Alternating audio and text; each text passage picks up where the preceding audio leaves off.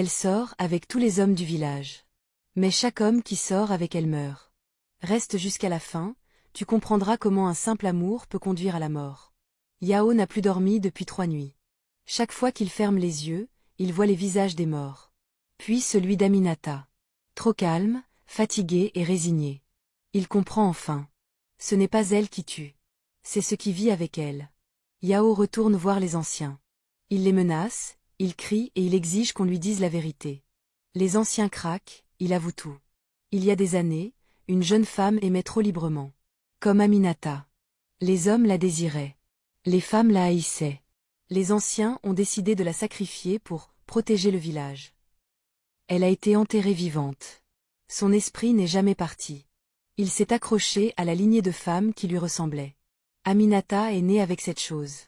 Elle ne l'a jamais vue. Mais elle la sent. Chaque fois qu'un homme l'aime, l'esprit le prend lentement. Jusqu'à la mort. Yao comprend que le seul moyen d'arrêter ça, c'est un amour différent. Un amour qui accepte de mourir consciemment.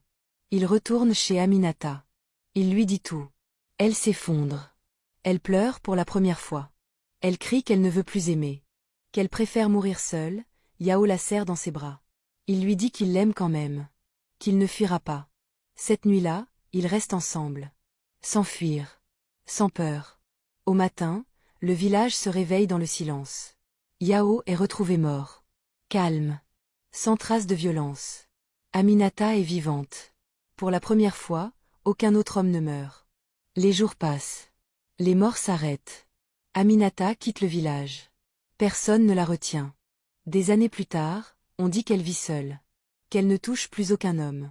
Et que parfois, la nuit, on l'entend pleurer en disant un seul prénom, Yao.